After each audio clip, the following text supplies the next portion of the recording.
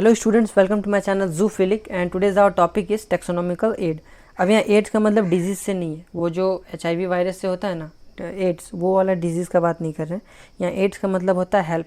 So basically taxonomic study करने के लिए, टेक्सोनॉमी को पढ़ने के लिए हम लोग जिस चीज़ का हेल्प लेते हैं उसको हम लोग क्या कहते हैं?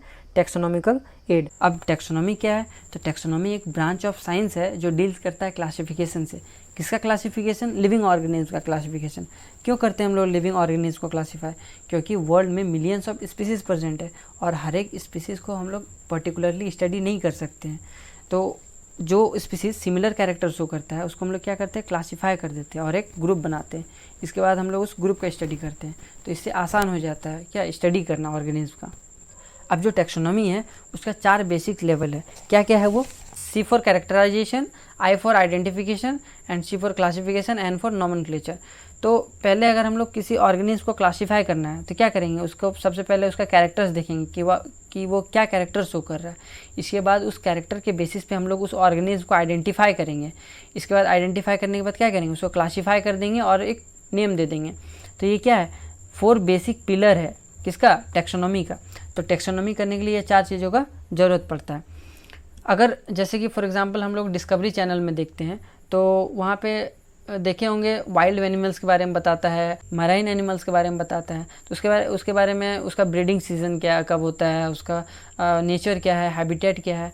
तो क्या करा रहे हैं हम लोग? एक तरह से हम लोग विजुअल स्टडी कर रहे हैं। उस ऑर्गेनिज्म का हम लोग कैरेक्टर्स देख रहे हैं, कैरेक्टर्स के बेसिस पे हम लोग उसको आइडेंटिफाई कर रहे हैं। फिर पता चल रहा है कि वो किस फाइलम से बिलोंग करता है, उसका क्लास क्या है, ऑर्डर क्या है, फिर ये भी पता चल जाएगा वो उसका नेमिंग क्या है। तो एक तरह से हम लोग क्या कर रहा है? वो टेक्सोनॉमी में हेल्प कर रहा है, टेक्सोनॉमिक स्टडी करने में हेल्प कर रहा है। तो वो भी एक तरह से क्या हो गया? Taxonomical add. तो जो भी एनिमल्स का कैरेक्टर्स को बताया उसको आइडेंटिफाई करें तो उसको हम लोग क्या कह सकते हैं कि ये टेक्सोनॉमिकल एड है। मतलब टेक्सोनॉमिकल एड्स क्या करता है? हेल्प करता है। किस चीज़ में हेल्प करता है? टेक्सोनॉमिक स्टडी में हेल्प करता है। अब इसका कुछ पॉइंट्स है, अब हम लोग उसको डिस्कस कर लेते हैं। तो सबसे पहला पॉइंट है taxonomical study of various species of plants and animals and other organism are useful in agriculture, forestry and industry. जो हम लोग टेक्सोनॉमिक स्टडी करते हैं वेरियस स्पीसीज ऑफ प्लांट्स का, एनिमल्स का और अदर ऑर्गेनिज्म का, उसका स्टडी करने के बाद जो इन्फॉर्मेशन मिलता है वो इन्फॉर्मेशन कहाँ यूज़फुल होता है? एग्रीकल्चर में, फॉरेस्ट्री में और इंडस्ट्री में। और अगर हम लोग इन जनरल देखें तो अपना बायो रिसोर्सेज को समझ सकते हैं, उसका डाइवर्सिटी को जान सकते हैं। ठीक। अब नेक्स्ट है identification of species and their taxonomical details are obtained by intensive laboratory as well as field study. अब किसी ऑर्गेनिज्म को अगर आइडेंटिफाई करना है तो वो इतना ईजी नहीं है, उसके लिए हम लोग इंटेंसिव लेबोरेटरी वर्क करना पड़ता है, फील्ड स्टडी करना पड़ता है। मतलब जिस जगह वो स्पीसीज़ है वहाँ पे हम लोग जाना पड़ता है। उसके बाद फिर उसको हम लोग को बिहेवियर को नोट करना पड़ता है, उसको आइडेंटिफाई मतलब उसका कैरेक्टर्स को देखना पड़ता है कि वो क्या क्या कैरेक्टर शो कर रहा है। इसके बाद हम लोग को कुछ लेबोरेटरी वर्क करना पड़ता है। इसके बाद हम लोग उस ऑर्गेनिज्म को क्या करते हैं? आइडेंटिफाई कर सकते हैं। नेक्स्ट है the collection of actual specimen of plants and animal species is essential and is the prime source of taxonomic study. जो टेक्सोनॉमिक स्टडी का जो प्राइम सोर्स है, जो मेन सोर्स है, वो क्या है? Actual specimen of plants and animals. मतलब जो एक्चुअल स्पीसीज और प्लांट्स है हम लोग उसका टेक्सोनॉमिक स्टडी करते हैं। नेक्स्ट है the information gathered about the species is stored along with the specimen. जो हम लोग इन्फॉर्मेशन कलेक्ट किए हैं किसका? उस स्पेसिमेन का जिसका हम लोग टेक्सोनॉमिक स्टडी करना था, तो उसका जो इन्फॉर्मेशन कलेक्ट किए हैं उस इन्फॉर्मेशन को हम लोग स्टोर कर देते हैं along with the specimen. Specimen के साथ हम लोग उस इन्फॉर्मेशन को क्या करते हैं? स्टोर कर लेते हैं for future references. In some cases the specimen is preserve for future study. और कुछ केसेस में हम लोग स्पेसिमेन को प्रिजर्व कर लेते हैं। तो वो जो ट्रांसपेरेंट जार होता है ना उसमें हम लोग उस स्पेसिमेन को प्रिजर्व कर लेते हैं फ्यूचर स्टडीज़ के लिए। Biologist have established certain procedure and techniques to store and preserve the information as well as the specimen. तो बायोलॉजिस्ट इस्टेब्लिश किए हैं सर्टेन प्रोसीजर और टेक्निक्स जिससे हम लोग जो स्पेसिमेन का इन्फॉर्मेशन है उसको हम लोग क्या कर सकते? स्टोर कर सकते हैं अलॉन्ग विद द स्पेसिमेन। अब कुछ एग्जाम्पल है टेक्सोनॉमिकल एड्स का। क्या क्या है? हर्बेरिया है, बोटेनिकल गार्डन, म्यूजियम है, जूलॉजिकल पार्क है, एक्सेट्रा।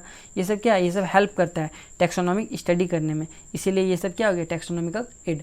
अब टेक्सोनॉमी का हम लोग लेक्चर नंबर 2 में अच्छे से डिस्कस किए थे, तो किसी को अगर इसमें डाउट है तो आप लोग वो लेक्चर को देख सकते हैं। नेक्स्ट है हर्बेरियम। तो हर्बेरियम क्या होता है? हर्बेरियम को हम लोग बनाते हैं हर्बेरियम के सीट पे। तो इसमें क्या करते हैं? जो सीट होता है उसमें जो प्लांट स्पेसिमेन होता है उसको हम लोग इस सीट पर कंजर्व करते हैं। किस सीट पर? हर्बेरियम के सीट पर। ठीक है। जैसे कि ये एक हर्बेरियम का सीट है, ये आपको मिल जाएगा स्टेशनरी शॉप में। इसका जो साइज़ होता है वो स्पेसिफिक होता है। क्या होता है 29 इंटू 41.5 सेंटीमीटर इसका ये साइज़ होता है इस हर्बेरियम सीट का। तो इसमें हम लोग जो प्लांट स्पेसिमेन होता है उसको हम लोग इसमें प्रिजर्व करते हैं। कैसे? जो स्पेसिमेन है उसको पहले, जो प्लांट का स्पेसिमेन है, पहले हम लोग उसको, जिस स्पेसिमेन को प्रिजर्व करना है उसको हम लोग पहले लाएंगे, उस जगह से उठा के उसको जड़ समेत उठा के लाएंगे। इसके बाद लाने के बाद उसको हम लोग एक पेपर में रखेंगे। पेपर में रखने के बाद उसको अच्छे से फोल्ड कर लेंगे, और फोल्ड करने के बाद फिर उस पेपर को या तो पिलो के नीचे या फिर गद्दे के नीचे रख देंगे, जिससे क्या होगा, वो जो स्पेसिमेन है वो अच्छे से प्रेस हो जाएगा। प्रेस होने के बाद उसमें जो मॉइस्चर होगा उस मॉइस्चर को वो जो पेपर है वो सोख लेगा, तो वो ड्राई भी हो गया। इसके बाद उस पर्टिकुलर स्पेसिमेन को हम लोग उठा के इस सीट में, जो हर्बेरियम का सीट है, इसमें हम लोग माउंट करेंगे। और इसका जो लोअर राइट कॉर्नर है, लोअर राइट कॉर्नर, यहाँ पे हम लोग कुछ लेबलिंग करेंगे। तो क्या क्या लेबलिंग करेंगे? यहाँ पे हम लोग लिखेंगे, सबसे पहले कलेक्टर नेम लिखेंगे जो कलेक्ट किया है, फिर डेट को मेंशन करेंगे, फिर किस प्लेस से वो कलेक्ट किया था उसको मेंशन करेंगे, फिर उस स्पेसिमेन का तीनों name, English name, local name, botanical name, तीनों नेम को हम लोग मेंशन करेंगे। इसके बाद वो जो स्पीसीज़ है वो किस फैमिली से बिलोंग कर रहा है उसको भी हम लोग इसमें मेंशन करेंगे। जैसे कि वो स्पीसीज़ मान लेते कोई इसको बना दिए इस तरह, कोई ये मान लेते कोई स्पीसीज़ है प्लांट का, इसका जो लोअर राइट कॉर्नर है यहाँ पे हम लोग सब कुछ मेंशन करेंगे। अब इसमें तो ये प्लांट है इसलिए इस सीट पे आ गया। अब अगर बड़ा ट्री रहा कोई तो उसको कैसे प्रिजर्व करेंगे? तो पूरा ट्री को तो ये इसमें नहीं आएगा, तो उसको हम लोग क्या करेंगे, उसका कोई स्टेम ले लेंगे और स्टेम को फिर उसको हम लोग इसमें माउंट करेंगे। वही सेम प्रोसेस करेंगे जैसे हम लोग प्लांट के लिए किए थे, सेम प्रोसेस करेंगे। इसके बाद उसको यहाँ पे हम लोग माउंट कर देंगे। और उसमें अगर लीफ भी रहा तो अच्छा होगा, क्योंकि उसका फाइलोटैक्सी पता चल जाएगा। और अगर फ्लावर रहा तो इन्फ्लोरेसेंस भी पता चल जाएगा। तो कोशिश करेंगे उसमें लीफ भी हो, फ्लावर भी हो। इसके बाद उसको हम लोग अच्छे से यहाँ पे माउंट कर देंगे। तो मेक श्योर कि वो जो प्लांट स्पेसिमेन है वो हेल्दी होना चाहिए, ऐसा नहीं कि उसमें कीड़ा लगा हो। अब जो हर्बेरियम है उसको हम लोग क्विक रेफरल सिस्टम भी कहते हैं। क्यों? क्योंकि अगर किसी को स्टडी करना रहा इस सेम स्पीसीज़ के बारे में, तो वो हर्बेरियम को रिफ़र कर सकता है, उसको निकालेगा, फिर उसमें जो स्पेसिमेन है उसको अच्छे से स्टडी कर सकता है। तो उसको उस पर्टिकुलर स्पेसिमेन के बारे में अच्छे से नॉलेज हो जाएगा, उसको पता हो जाएगा कि ये किस फैमिली से बिलोंग करता है, इसका नेम क्या है, उसको सब कुछ पता चल जाएगा। तो इसीलिए हम लोग इसको कहते हैं क्विक रेफरल सिस्टम। अब इसका डेफिनेशन को देख लेते हैं। तो जो हर्बेरियम है वो कलेक्शन है press, dried and preserve plants mounted on paper sheet. उसको हम लोग पेपर शीट में माउंट करते हैं। किसको? जो स्पेसिमेन है वो जिसको प्रेस किए हैं, ड्राई किए हैं, उसके बाद उसको प्रिजर्व करते हैं किसमें? पेपर शीट में। और प्रॉपरली लेबल्ड है, सिस्टमेटिकली अरेंज्ड है, और उसको हम लोग रेफरेंस, अब उसको हम लोग प्रिजर्व करके रखते हैं ताकि कोई फ्यूचर में उसको स्टडी कर सके और रेफरेंस के तौर पे उसको हम लोग ले सके। और इसमें जो हर्बेरियम में जो प्लांट स्पेसिमेन रहता है वो क्या है? डेड है, मतलब वो मरा हुआ है। नेक्स्ट है बोटेनिकल गार्डन। तो बोटेनिकल गार्डन जो होता है वो कलेक्शन होता है various types of plant specimen का। और इसमें जितने भी प्लांट स्पेसिमेन है सब क्या है? लिविंग है। अगर हम लोग हर्बेरियम में क्या देखे थे, जो प्लांट स्पेसिमेन था वो डेड था, लेकिन इसमें क्या था? लिविंग है। और ये इसका क्या रोल है इस बोटेनिकल गार्डन का? इसमें जो अगर किसी को स्टडी करना है किसी प्लांट्स के बारे में, तो वो बोटेनिकल गार्डन में आके अच्छे से स्टडी कर सकता है। मतलब डिफरेंट टाइप्स ऑफ प्लांट यहाँ पे ग्रो किया जाता है, और जितने भी प्लांट है सब सिस्टमेटिकली अरेंज्ड होते हैं। उसमें जो ट्री रहता है उसका बोटेनिकल नेम रहता है, उसमें किस फैमिली से वो बिलोंग करता है वो भी इंक्लूड रहता है। तो इससे हम लोग को अच्छे से पता चल जाता है कि वो जो प्लांट है उसका क्लासिफिकेशन के बारे में पता चल जाएगा, उसका किस फैमिली से बिलोंग करता है वो सब भी पता चल जाएगा। तो ये स्टडी करने में इजी होता है। और जो बोटेनिकल गार्डन वो किस में हेल्प करता है? कंजर्वेशन में। तो अगर कोई इस प्लांट स्पीसीज़ है वो जो इंडेंजर्ड स्पीसीज़ है, अगर वो एक्सटिंक्ट होने पर है, तो उसको हम लोग इस बोटेनिकल गार्डन में लाके कंजर्व कर सकते हैं। क्यों? क्योंकि अगर वो नेचुरल हैबिटेट में रहेगा जहाँ पे वो रहता था, वहाँ या कोई खा सकता है या फिर कोई कुचल देगा, मर जाएगा वो प्लांट स्पीसीज़। इसीलिए उसको हम लोग बोटेनिकल गार्डन में लाके कंजर्व करते हैं। और इस तरह कंजर्वेशन को हम लोग कहते हैं एक्स सीटू कंजर्वेशन। क्यों? क्योंकि उसका नेचुरल हैबिटेट जो है वहाँ से उठा के हम लोग बोटेनिकल गार्डन में लाएं, क्योंकि यहाँ पे इसको ह्यूमन केयर का ज़रूरत है ताकि ये एक्सटेंड ना हो। अब पब्लिक एजुकेशन के लिए भी यूज़ करते हैं, बहुत सारे पीपल विजिट करते हैं बोटेनिकल गार्डन स्टडी के लिए। ये एस्थेटिक और रिक्रिएशन के लिए भी यूज़ होता है। ये जो गार्डन होता है वो ब्यूटी बढ़ाता है, मतलब डिफरेंट टाइप्स ऑफ फ्लावर रहता है तो वो अच्छा लगता है देखने में। फिर मनोरंजन के लिए भी यूज़ होता है। अब जो बोटेनिकल गार्डन है उसको मेंटेन करता है गवर्नमेंट, सेमी गवर्नमेंट और private organisation.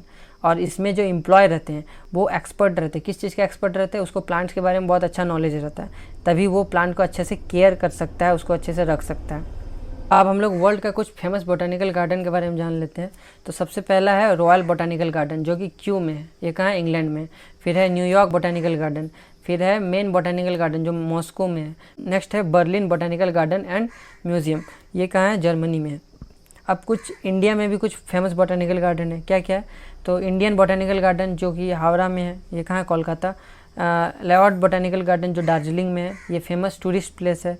National botanical research institute जो कि लखनऊ में है। Garden of the Indian agriculture research institute जो कि न्यू दिल्ली में है। Garden of the forest research institute जो कि देहरादून में। तो ये सब कुछ फेमस बोटानिकल गार्डन है जो कि इंडिया में पाए जाते हैं। नेक्स्ट है म्यूज़ियम। तो म्यूज़ियम जनरली हम लोगों को एजुकेशनल इंस्टीट्यूट जैसे कि स्कूल हो गया, कॉलेजेस हो गया, यूनिवर्सिटी हो गया, तो इन सब जगहों में हम लोगों को म्यूज़ियम देखने को मिलता है। और म्यूज़ियम में प्लांट और एनिमल दोनों का स्पेसिमेन प्रिजर्व होता है, जिसको हम लोग फ्यूचर में स्टडी या रेफरेंस के तौर पे यूज़ करते हैं। अब हम लोग हर्बेरियम में क्या देखे थे कि उसमें सिर्फ प्लांट का ही स्पेसिमेन प्रिजर्व था, और वो क्या था? डेड था। बॉटेनिकल गार्डन में भी सिर्फ प्लांट का ही स्पेसिमेन था, और वो क्या था? लिविंग था। लेकिन म्यूज़ियम में प्लांट और एनिमल दोनों का स्पेसिमेन प्रिजर्व रहता है, और दोनों क्या है? डेड है। और ये जो स्पेसिमेन है इसको हम लोग कंटेनर्स में या फिर जार्स में प्रिजर्व करते हैं। इसमें प्रिजर्वेटिव सॉल्यूशन होता है जो इस स्पेसिमेन को सड़ने नहीं देता है, मतलब ख़राब नहीं होने देता है। और ये जो प्रिजर्वेटिव सॉल्यूशन है ये फॉर्मलिन और इथाइल अल्कोहल का बना होता है।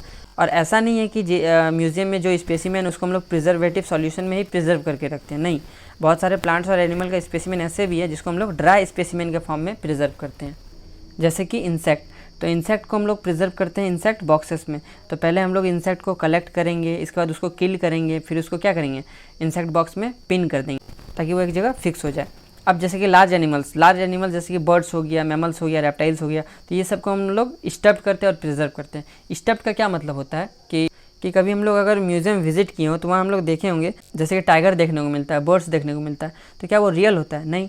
वो जो टाइगर होता है, वो जो स्किन होता है वो डेड एनिमल्स का होता है, और उसके अंदर जो मटेरियल डाला जाता है उसको इसीलिए डाला जाता है कि वो जो उसको टाइगर का लुक दे सके, उसका अपीयरेंस दे सके, वो टाइगर जैसा दिखे। हम लोग को देखने में वो क्या लगता है? लिविंग लगता है, वो कि जिंदा लगता है, लेकिन वो एक्चुअल में जिंदा नहीं होता है, वो डेड होता है। उसका जो स्किन होता है वो रियल होता है, और अंदर का जितना भी मटेरियल रहता है वो क्या रहता है? फेक रहता है। और इस आर्ट को हम लोग कहते हैं टैक्सीडर्मी, और जो इस आर्ट को सीखता है, जो प्रैक्टिस करता है, उसको हम लोग कहते हैं टैक्सीडर्मिस्ट। और म्यूज़ियम में हम लोग को स्केलेटन भी देखने को मिलता है, तो वो भी क्या है? वो भी एक ड्राई फॉर्म ऑफ स्पेसिमेन है। नेक्स्ट है जूलॉजिकल पार्क। तो जूलॉजिकल पार्क को कॉमनली हम लोग जू के नाम से जानते हैं। इससे तो बच्चा फैमिलियर है, क्योंकि हम लोग कभी ना कभी जू विज़िट किए हैं, गए हैं जूलॉजिकल पार्क ऐसे घूमने के लिए, या फिर कोई भी पर्पस ऐसे हम लोग घुस जाते हैं जूलॉजिकल पार्क देखने के लिए। तो वहाँ पे हम लोग क्या देखते हैं कि जो वाइल्ड एनिमल्स होता है उसको एक प्रोटेक्टेड इन्वायरमेंट में रखता है अंडर ह्यूमन केयर। और ये जो जूलॉजिकल पार्क है इसको मेनली स्टडी के पर्पज़ से बनाया जाता है। मतलब अगर किसी को वाइल्ड एनिमल्स का स्टडी करना है तो वो जूलॉजिकल पार्क विजिट कर सकता है। वहाँ पे उसको डिफरेंट टाइप्स का वाइल्ड एनिमल्स देखने को मिलेगा। वो उसका फूड हैबिट देख सकता है, उसका बिहेवियर देख सकता है, उसका ब्रीडिंग सीजन देख सकता है। और वहाँ पे बोर्ड भी लगा रहता है जिसमें उस एनिमल का बोटेनिकल नेम रहता है, कॉमन नेम रहता है, वो किस फैमिली से बिलोंग करता है, उसके बारे में भी डिटेल्स दिया रहता है। तो ये बहुत ज़्यादा हेल्पफुल होता है जो एनिमल का स्टडी करता है, उसके बारे में जिसको जानना रहता है, तो ये एक तरह से हेल्प करता है स्टडी में। अब जूलॉजिकल पार्क में हम लोग ये भी देखें कि जो एनिमल रहता है वो तो छोटा ऐसा रहता है, लेकिन उसका जो बाउंड्री रहता है वो बहुत बड़ा रहता है। ऐसा क्यों? क्योंकि जो एनिमल्स है वो तो वाइल्ड एनिमल्स है, और वो कहाँ रहते हैं? उसको कहाँ रहना पसंद है? उसको फॉरेस्ट में रहना पसंद है। और हम लोग उसका नेचुरल हैबिटेट से उठा के कहाँ पे लाके प्रिजर्व किए हैं? जूलॉजिकल पार्क में। तो यहाँ भी तो उसको नेचुरल हैबिटेट ही देना पड़ेगा, नहीं तो जो एनिमल है वो क्या डरा रहेगा। और अगर उसको उसका नेचुरल हैबिटेट जैसा ही उसको इन्वायरमेंट प्रोवाइड किया गया तो वो जो नेचुरल इन्वायरमेंट है वो उसको इनकरेज करेगा किस चीज़ में? उसका नेचुरल बिहेवियर है उसको एक्सप्रेस करने में, और वो ज़्यादा एजुकेशनल और फैसिनेटिंग लगता है। और वो जो एनिमल है वहाँ पे कंफर्टेबल फील करेगा, जिससे वो हेल्दी रहेगा, अच्छे से रिप्रोड्यूस कर सकता है। तो ये सब कुछ कारण है जिसके वजह से जो एनिमल का जो बाउंड्री रहता है वो बहुत बड़ा रखता है, और कोशिश किया जाता है कि उसका जो नेचुरल हैबिटेट है उसको वैसा ही इन्वायरमेंट प्रोवाइड किया जाए। और जूलॉजिकल पार्क में एनिमल को कंजर्व भी किया जाता है, जैसे कि कोई स्पीसीज़ ऐसा है जो इंडेंजर्ड स्पीसीज़ है, वो अब एक्सटिंक्ट होने वाला है, तो उसको उसका नेचुरल हैबिटेट से उठा के जूलॉजिकल पार्क में रखते हैं ताकि उसका प्रॉपर देखभाल हो सके और उसको सेफ़ रख सके। नेक्स्ट है की। तो इसको एक एग्जांपल से समझते हैं, इसके बाद हम लोग इस पॉइंट्स को डिस्कस करेंगे। तो इसमें हम लोग 4 एनिमल का एग्जांपल लिए हैं, स्नैक का, बर्ड का, डॉग का और फिश का। तो इसके हेल्प से हम लोग टैक्सोनॉमिकल की को समझेंगे। तो क्वेश्चन है कि इसको आइडेंटिफाई कीजिए या डिफ्रेंशिएट कीजिए बेस्ड ऑन टेक्सोनॉमिकल की। तो इस सबसे पहले हम लोग एक स्टेटमेंट बनाएंगे। स्टेटमेंट क्या है कि डू दे हैव लिम्स, तो इसका आंसर आएगा यस या नो, दो ही चीज़ आएगा। ये आपस में क्या है, कॉन्ट्रास्टिंग कैरेक्टर है। और इस स्टेटमेंट को हम लोग क्या कहते हैं, इस स्टेटमेंट को हम लोग कहते हैं लीड। और ये जो दो आंसर आया यस और नो, ये क्या है, कॉन्ट्रास्टिंग कैरेक्टर है, तो इसको हम लोग कहते हैं साथ में कपलेट। ठीक, तो हम लोग सबसे पहले एक स्टेटमेंट बनाएंगे जिसको हम लोग लीड कहते हैं। इसका दो कॉन्ट्रास्टिंग कैरेक्टर आता है यस और नो, इसको हम लोग साथ में कपलेट कहते हैं। तो इसके बाद हम लोग क्या किए, इसको डिफ्रेंशिएट किए। लिम्स किसके किसके पास होता है, बर्ड्स के पास और डॉग के पास, तो इसको अलग कर दिए। फिर किसके किसके पास नहीं होता है, स्नैक और फिश के पास, तो इसको भी अलग कर दिए। तो इस बेसिस पे हम लोग क्या किए, इसको डिफ्रेंशिएट कर दिए बेस्ड ऑन टेक्सोनॉमिकल की। अब इसको भी हम लोग फर्दर डिफ्रेंशिएट कर सकते हैं। कैसे, अब हम लोग वापस से एक स्टेटमेंट बनाएंगे, डू दे हैव विंग्स। तो इस स्टेटमेंट को हम लोग क्या कहेंगे, लीड कहेंगे। मतलब हर एक स्टेटमेंट को हम लोग लीड कहते हैं और उसका दो कॉन्ट्रास्टिंग कैरेक्टर आता है और उस कॉन्ट्रास्टिंग कैरेक्टर को साथ में हम लोग क्या कहते हैं, कपलेट। अब जैसे कि ये स्टेटमेंट बना, इसका दो कॉन्ट्रास्टिंग कैरेक्टर है यस और नो। अब बर्ड्स के पास विंग्स होता है तो बर्ड्स को इसमें लिख दिए, और डॉग के पास नहीं होता है, डॉग को यहाँ लिख दिए। तो हम लोग क्या किए, इसको फर्दर डिफ्रेंशिएट किए। अब इसको भी कर सकते हैं, इसके लिए वापस से हम लोग को स्टेटमेंट बनाना पड़ेगा। तो डू दे हैव फिन्स, तो फिन्स किसके पास होता है, फिश के पास होता है, तो फिश यहाँ पे लिख दिया और स्नैक यहाँ पे लिख दिया।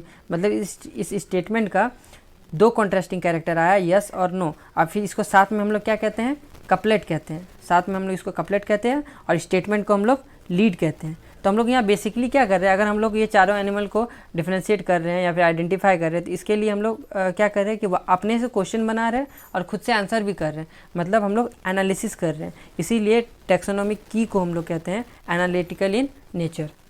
अब इसके पॉइंट्स को हम लोग डिस्कस कर लेते हैं।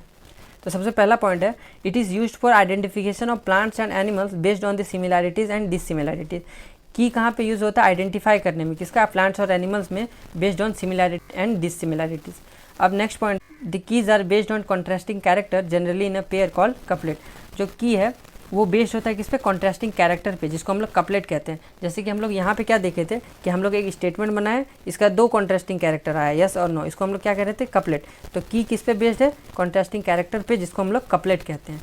ठीक, नेक्स्ट है, etch statement in the key is called lead. और जितना भी स्टेटमेंट हम लोग बना रहे थे उसको क्या बोल रहे थे, लीड। जैसे कि इसको हम लोग क्लासीफाई करने के लिए क्या किए, पहले स्टेटमेंट बनाए, इस स्टेटमेंट को क्या कहते हैं, लीड। फिर इसको क्लासीफाई करने के बाद इसको फिर फर्दर क्लासीफाई किया, उसके लिए वापस से हम लोग स्टेटमेंट बनाए, तो इसको भी हम लोग क्या कहते हैं, लीड। ये भी क्या है, लीड। और इसका दो कॉन्ट्रास्टिंग कैरेक्टर आया है, इसको हम लोग साथ में कहते हैं कपलेट। नेक्स्ट पॉइंट क्या है, separate taxonomic keys are required for each taxonomic category such as family, genus, species for classification purpose. अब मान लेते हैं ये तो एनिमल था, तो इसको हम लोग एक स्टेटमेंट बना के हम लोग इसको क्लासीफाई कर दिए। अगर यहाँ पे प्लांट्स रहता तो क्या यही सेम स्टेटमेंट लिखते, नहीं, उसके लिए स्टेटमेंट बदल जाता। मतलब तो जैसा स्पीसीज रहेगा, जैसा हम लोग एग्जाम्पल लेंगे उसके बेसिस पे हम लोग स्टेटमेंट भी बदलेगा, मतलब लीड भी चेंज होगा। तो उसी तरह कह रहा है कि सेपरेट टेक्सोनॉमिक कैटेगरी के लिए, अब टेक्सोनॉमिक कैटेगरी क्या है, फैमिली हो गया, जीनस हो गया, स्पीसीज, ये सब क्या हुआ, टेक्सोनॉमिक कैटेगरी हुआ। तो डिफरेंट डिफरेंट कैटेगरी के लिए डिफरेंट हम लोग टेक्सोनॉमिक की को यूज़ करते हैं। और कीज़ क्या होता है, जनरली एनालिटिकल इन नेचर। तो हम लोग यहाँ पे क्या कर रहे थे, बेसिकली एनालिसिस कर रहे हैं, खुद से क्वेश्चन बना रहे हैं, आंसर कर रहे हैं, तो ये क्या कर रहे हैं, एनालिसिस कर रहे हैं, तो इसीलिए इसको कहा जाता है एनालिटिकल इन नेचर। नेक्स्ट है फ्लोरा, मैनुअल्स, मोनोग्राफ, कैटलॉग्स, ये सभी क्या है, ये सभी एक तरह का टेक्सोनॉमिकल एड है। तो फ्लोरा जनरली एक स्पेसिफिक एरिया में पाया जाने वाला प्लांट्स के बारे में बताता है, उसका हैबिटेट के बारे में बताता है। तो ये क्या है, एक स्पेसिफिक एरिया के बारे में बताता है। मैनुअल्स, अगर हम लोग कोई सामान खरीदते हैं उसमें कोई मैनुअल्स आता है जो बताता है कि उसको कैसे ऑपरेट करेंगे उस सामान को। तो उसी तरह मैनुअल्स जनरली हम लोग को आइडेंटिफाई करने में हेल्प कराता है। मतलब कोई अगर स्पेसिफिक एरिया में कोई एनिमल मिल रहा है तो उस एनिमल का इन्फॉर्मेशन देता है, ताकि उस बेसिस पे हम लोग उस एनिमल को आइडेंटिफाई कर सकते हैं। मतलब ये आइडेंटिफिकेशन में हेल्प करता है, कौन, मैनुअल्स। नेक्स्ट है मोनोग्राफ। तो मोनो मीन्स होता है वन। तो बेसिकली इसमें क्या होता है कि इसमें एक टैक्सोन के बारे में कम्प्लीटली इन्फॉर्मेशन देता है। जैसे कि कोई बुक है, वो उसमें मैंगो के बारे में लिखा हुआ है, मैंजिफेरा इंडिका के बारे में लिखा हुआ है, तो वो क्या हो गया, एक मोनोग्राफ हो गया। कोई अदर बुक है उसमें बर्ड्स के बारे में लिखा हुआ है, तो वो क्या हो गया, मोनोग्राफ हो गया। क्यों, क्योंकि उसमें बेसिकली किसी एक स्पीसीज़ के बारे में लिखा। मतलब क्या है कि मोनोग्राफ में बस एक ऑर्गेनिज्म का ही डिटेल एक्सप्लेनेशन रहता है। तो उस तरह का बुक को हम लोग कहते हैं मोनोग्राफ। अब जैसे कि कैटलॉग में हम लोग इसमें डिक्शनरी का एग्जांपल ले सकते हैं। अगर हम लोग को कुछ निकालना रहता है तो उसमें हम लोग क्या करते हैं कि जैसे कि हम लोग नेचर का मीनिंग ढूंढ रहे हैं, उसका क्या मतलब होता है, तो नेचर का सबसे पहला लेटर होता है एन, तो हम लोग जाते हैं इसका सबसे पहला लेटर खोजते हैं एन, इसका एन से हम लोग वहाँ से स्टार्ट करते हैं। ऐसा तो नहीं है कि पूरा बुक में स्टार्ट कर दिए खोजने, ऐसा नहीं होता है। उसके लिए एक प्रॉपर अरेंज रहता है, सारा वर्ड सब अल्फ़ाबेटिकली अरेंज रहता है। तो ये सब बेसिकली टेक्सोनॉमिकल एड है। यहाँ पे हम लोग का चैप्टर आज ख़त्म होता है। जो फर्स्ट चैप्टर लिविंग वर्ल्ड था उसका ये आखिरी टॉपिक था, तो आज हम लोग इसको कवर कर दिए। अब नेक्स्ट चैप्टर हम लोग स्टार्ट करने जा रहे हैं बायोलॉजिकल क्लासिफिकेशन, तो उसको हम लोग नेक्स्ट वीडियो में देखेंगे। तो तब तक के लिए थैंक यू।